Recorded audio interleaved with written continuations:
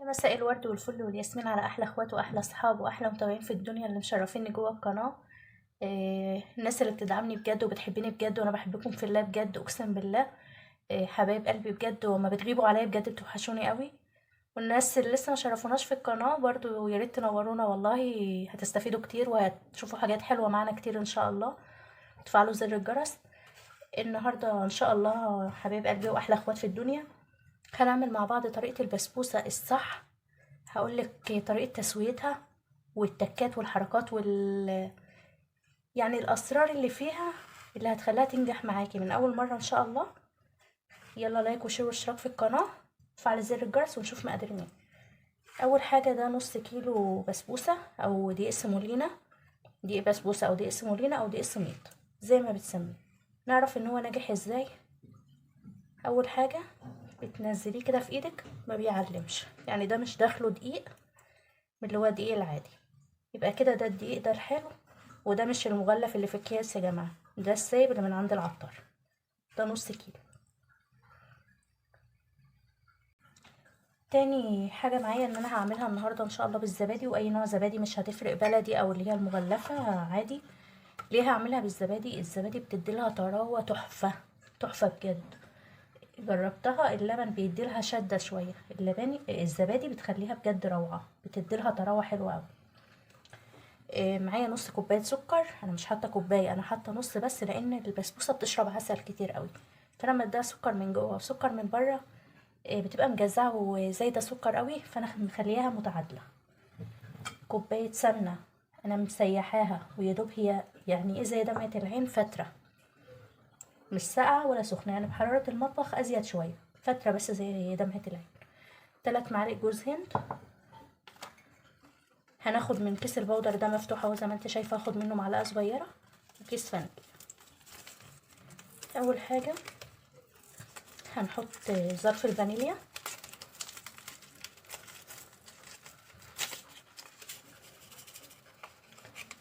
هنا، وهناخد معلقه بودر. انا ده بحطه على الدقيق اللي هو بتاع البسبوسه. نسيت اقول لكم ان انا معايا 3 معالق. دي معلقه هي صغيره ممسوحه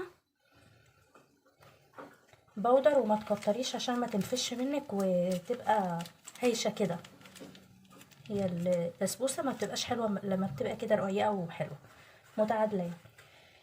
ده معايا عسل نحل، هاخد منه 3 معالق، مش موجود ممكن عسل من اللي هو السيرب الشربات بتاع الحلويات، مش بتاع البسبوسه، لان بتاع البسبوسه بيبقى خفيف شويه. يعني السيرب اللي هو بتاع الكنافه والقطايف والحاجات اللي هو بيبقى تقيل، ده تقيل قوي زي بالظبط عسل النحل.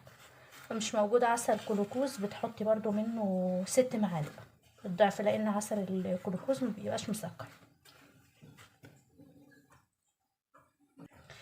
لا بقى حبيبتي نسمي بالله بس واحنا شغالين كده. انا عايزه اقولك ان انا مشغله فرن البوتاجاز على درجه حراره 200، علشان هقولك واحنا شغالين ليه انا مشغلاه. ولازم نحط البسبوسه في الفرن على طول، ما نسيبهاش خالص ولا دقيقه، يعني اول ما نخلص هنحطها على طول. اول حاجه هحط هنا معايا، مش في الطبق بقى بتاع البسبوسه، احنا هناخد طبق تاني. كوبايه السمنه اللي قلتلك زي دمعه العين فتره خالص. هنحط هنا على البسبوسه 3 معالق جوز هند ونقلبهم كويس.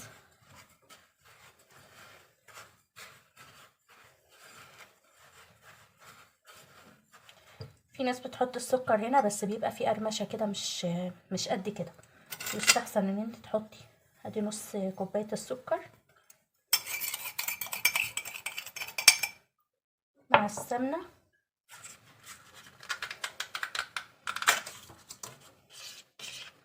وهضيف عليه كوبايتين الزبادي.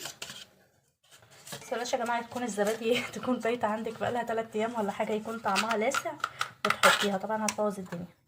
يعني لازم تدوقيها الاول، تكون جايه من عند حد متاكده ان هي طازه، لان انت عارفه الزبادي لما بتكون لاسعه بيبقى لها طعم كده، كان يبوظ خالص الطعم معاكي. اهم حاجه بقى في المرحله دي ان انت تقلبي كويس. بصي انا مش عايزه السكر يبان خالص ولا الزبادي، عايزاها زي الميه زي اللبن دايبه خالص مع السمنه. يعني اديلها تقليب براحتها، لان برضو من التكات اللي احنا هنعملها في البسبوسه، اول ما نحط هنا ممنوع ان انت تقلبي خالص. ليه؟ لان البسبوسه من الحاجات اللي لو انت قلبتيها كتير بيبقى فيها ماده كده بتخليها تشد وبتبقى ناشفه معاكي. دي من اول اسباب ان البسبوسه تطلع ناشفه معاكي ومعضمه، ان انت بتقلبيها كتير. التقليب كله هنا قلبي بقى براحتك، عايزه ان شاء الله تفضلي تقلبي هنا ساعه براحتك، انما اول ما نحط الخليط ده على البسبوسه خلاص. هوريكي هنعمل ايه بس.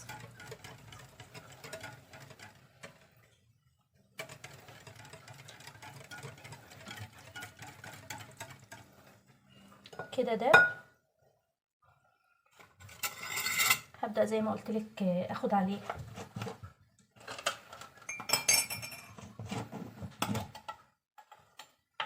3 معالق عسل نحل، ممكن تستبدليهم. ادي معلقه، بسم الله.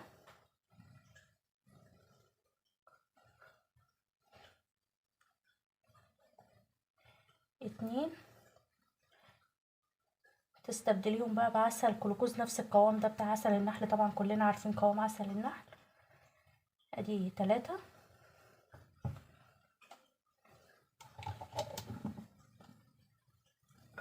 تستبدليهم بشربات او سيرب. طبعا في المرحله ديت لازم تكوني برضو بتجهزي الشربات بتاع البسبوسه، الشربات بتاع البسبوسه غير الشربات العادي بقى. 1.5 كوباية سكر، عليهم 1.5 كوباية مية، بتسيبيهم يغلوا بالظبط 7 أو 8 دقايق، وعليهم عصرة ليمونة خفيفة، وممكن تحطي ايه رشة فانيليا خفيفة.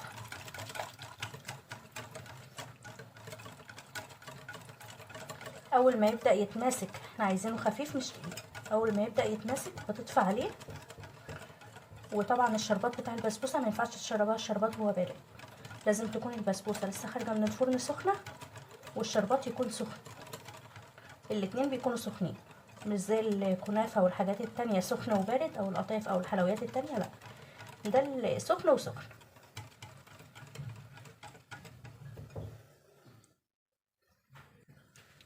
كده خلاص المكونات معايا دابت اهي واخدت القوام الكريمي. حاجه السكر داب كويس، اللي بجوز الهند كويس. هنبدا ننزل بالخليط ده بقى على البسبوسه.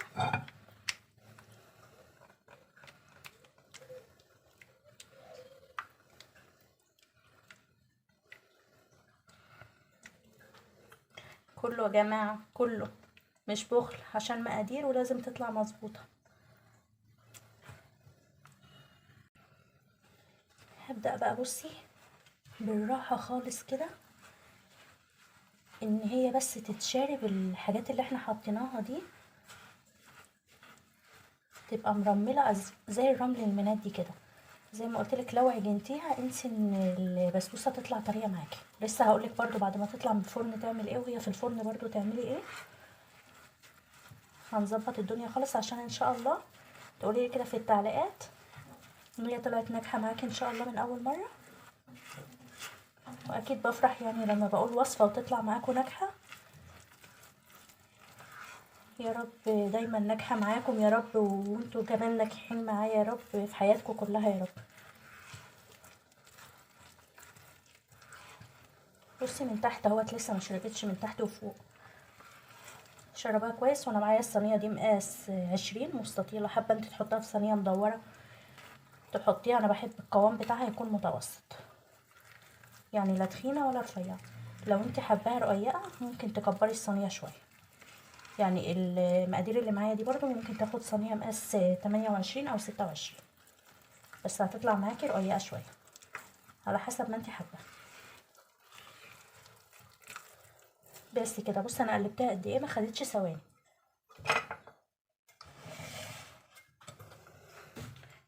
في الفرن بقى بتحطيها، لسه هقولك قبل ما نحطها في الفرن بنعمل ايه، بس برضو ايه واحنا شغالين كده بنقول هتحطيها في الرف اللي في النص، مش زي الحاجات التانية او الحلويات التانية في الارضية وتطلعيها على الشواية. لا لو حطيتها في الارضية هتاخد لون من تحت بس مش هتبقى مستوية من بطنها او من جواها. تحطيها في الرف اللي في النص، وبتقعد تقريبا في الفرن بتاع نص ساعة. وبعدين بتشغلي عليها الشوايه حاجه بسيطه قوي. بصي لو طلعت معاكي حاسه ان هي متماسكه، يعني شدت معاكي، ممكن تبلي ايديكي ميه وتعمليها كده. بس هي ما شاء الله القوام بتاعها معايا بصي سايل خالص اهو، جميله. لان زي ما قلت لك الزبادي بتديلها برضو طراوه حلوه قوي.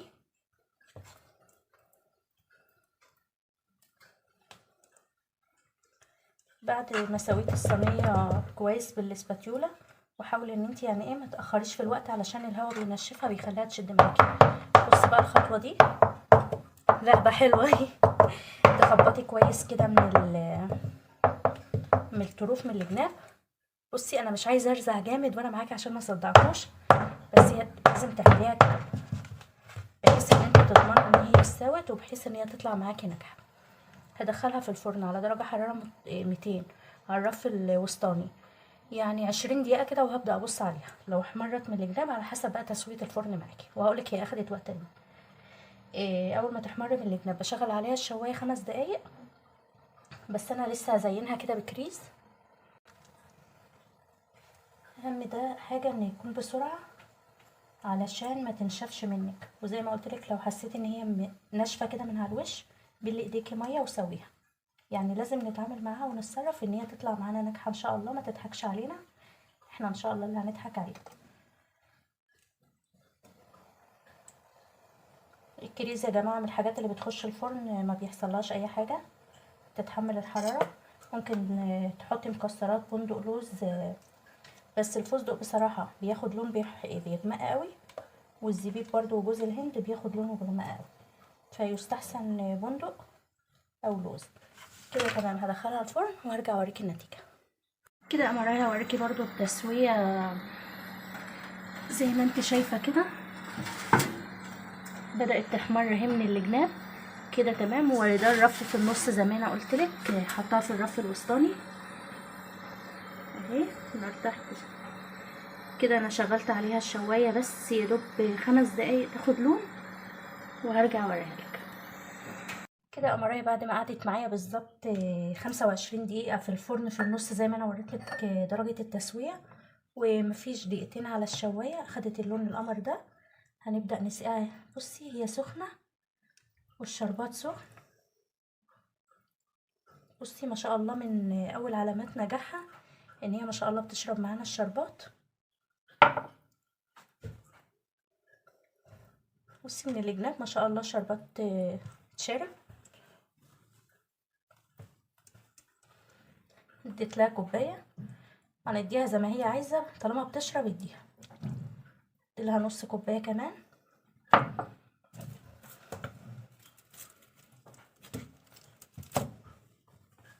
ابدا احركها كده عشان تشرب كل الشربات ويجي من الجناب. هي الهزه دي برضو ضروري علشان تشرب الشربات كله. صينيه بغطا فوقيها طبق، دي برضو لو سبتيها مكشوفه هتشد معاكي. لازم تغطيها كده وتسيبيها. بصراحه انا مش متحمله امسك من الفوق لان هي لسه سخنه جدا. تغطيها كده كويس وتسيبيها 10 دقايق ربع ساعه، وبعدين هرجع اوريكي النتيجه. بعد ما سبتها بالظبط ربع ساعه هي لسه طبعا سخنه بس هدت. بصي مفيش ولا نقطه شربات، شربت الشربات بتاعها كله. دي من اهم علامات نجاحها. بصي صباعي بيغرز ازاي، اوريكي اقرب لك من الكاميرا. بصي صباعي كده ان هي طريه جدا وما شاء الله هتطلع معاكي ناجحه جدا. حبيت اجرنشها كده واديها تزيينه خفيفه كده ايه بشويه فستق. انا قلت لك الفستق من المكسرات اللي ما ينفعش، ما بتبقاش حلوه يعني ما بتخش الفرن.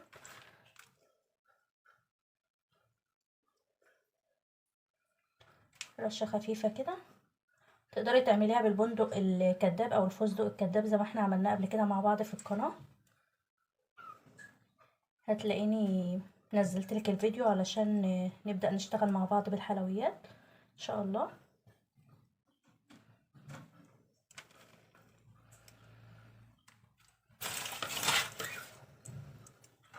بس كده شوفي الجمال. سيبها تهدى دقيقتين وهنبدأ نقطعها مع بعض كده. قمرايه بعد ما هدت شويه هي لسه دافيه بس وقطعتها. بصي ما شاء الله الترميله مستويه من جوه، بس زي ما قلت لك انا بحبها تخينه شويه، لو انت حباها رقيقه عن كده عادي. بصي ما شاء الله دايبه هي زي ما انت شايفه كده، ومستويه من جوه ومن بره، دايبه خالص. احلى بسبوسه هتعمليها هتطلع ناجحه معاكي ان شاء الله من اول مره. هتقدري تعملي بيها المدلعه، هنعملها مع بعض ان شاء الله. ادوق بقى واقولك. سكرها مظبوط وروعه وطريه جدا. بصي اهي مش مستحمله. قلت لك هنعمل مع بعض المدلعه، وتقدري تعمليها زي ما هي كده وتزينها زي ما انت عايزه باي تزيين، مكسرات، فستق، كريز. لو عجبتك الطريقه بتاعتنا النهارده لايك وشير واشتراك في القناه عشان يوصلك كل جديد. كل سنه وانتم طيبين، والسلام عليكم ورحمه الله وبركاته.